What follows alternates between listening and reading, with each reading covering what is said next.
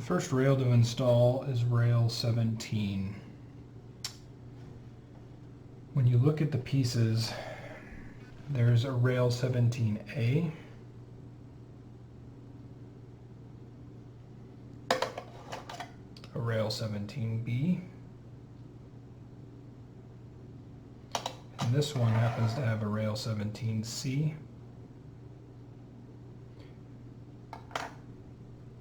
The rail A is always the longer of the two and always is the outside bend of each curve. Notice that all of the labels are also at the beginning of the rail. So we're installing the last rail first, so all of these labels should be up the track from each other. This one requires S13 as well. S14A and 15A for the automatic, and S14 and S15 for the manual, which we'll do after this one. S16,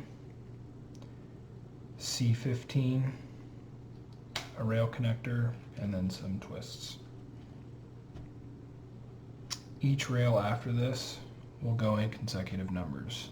So all the rails you'll need for the next one are R16s. The next support that you'll need is going to be an S12.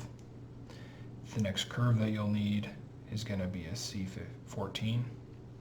You'll always need a rail connector at the end of each run of track.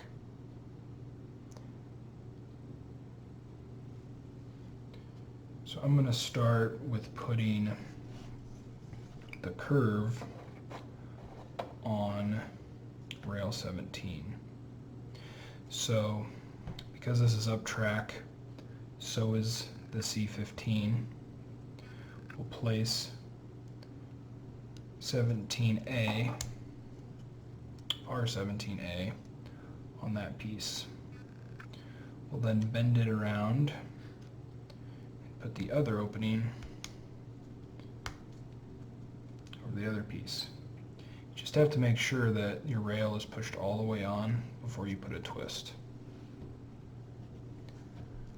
So you bottom out the twist, like so, and then you turn, like so.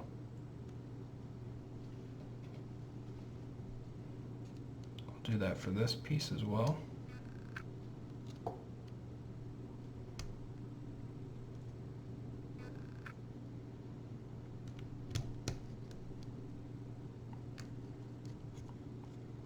So now you have the curve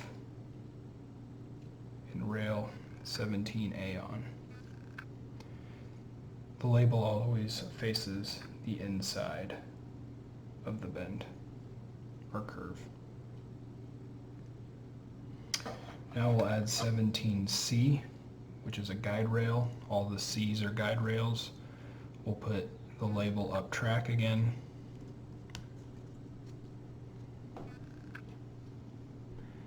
Add a twist.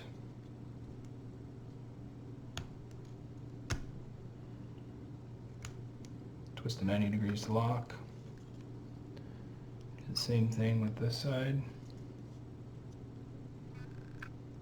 Sometimes these curves you have to pull a little bit to get them to start engaging. Put another twist on there.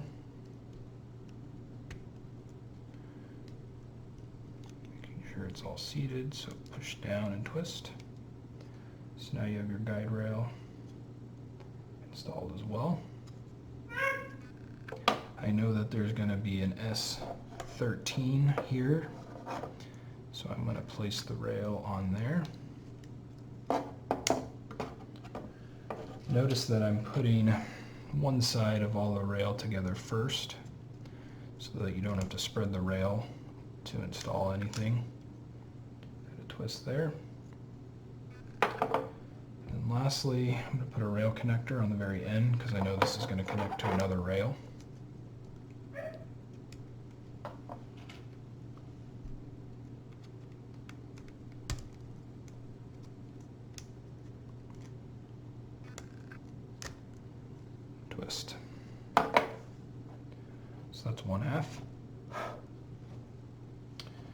now take the B, the label goes up track, and we're going to assemble all the same pieces.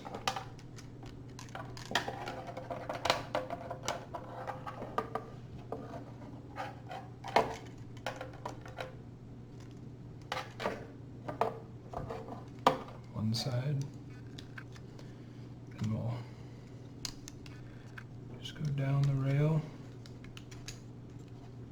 to install each of the next pieces.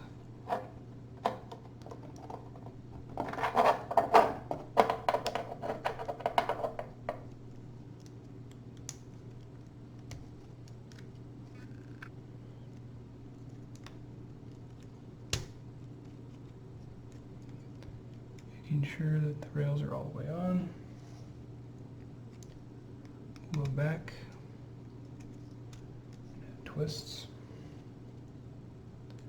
to each location.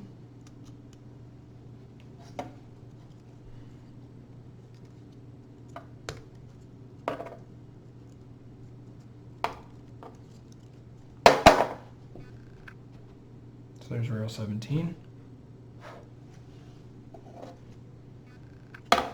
Place S13 into the designated location.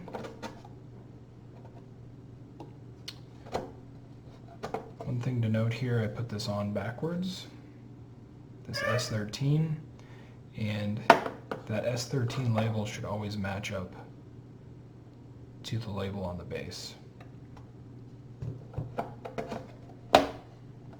This one doesn't matter because it doesn't have an orientation, but it's a good rule of thumb that you always put the label on the same side. Insert that. Add a twist on the bottom.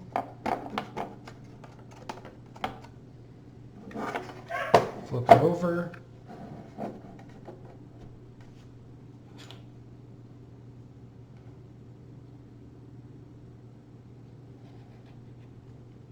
S14 goes on the S14, like so. S15A goes there, this was S14A. Flip it over and add 2 twists.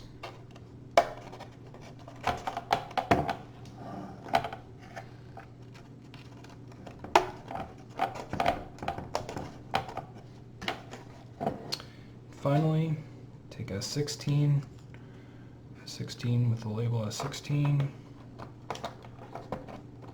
spaces the 2 rails that we just added, slides over the top like so, and add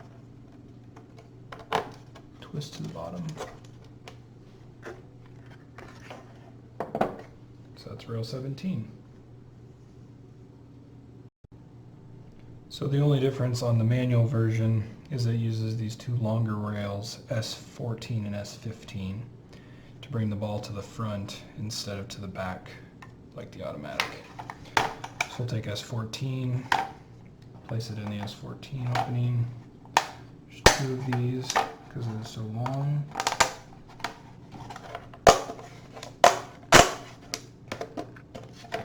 Make sure your rails are there. Down. Do the same thing with S15.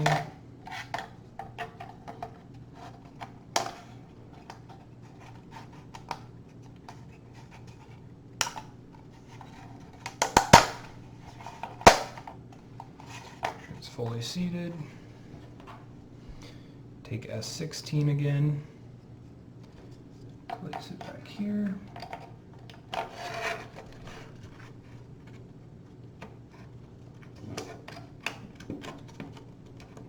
Ensure that these are all spaced correctly.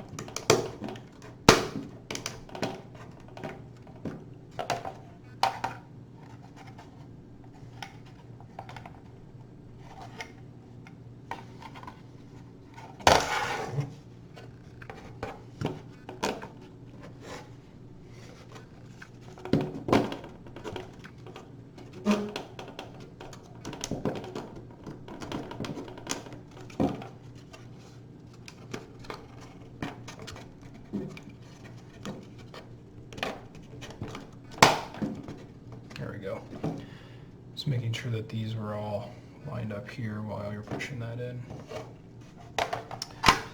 Then you would add the twist to the bottom, and this will bring the ball to the front instead of the back.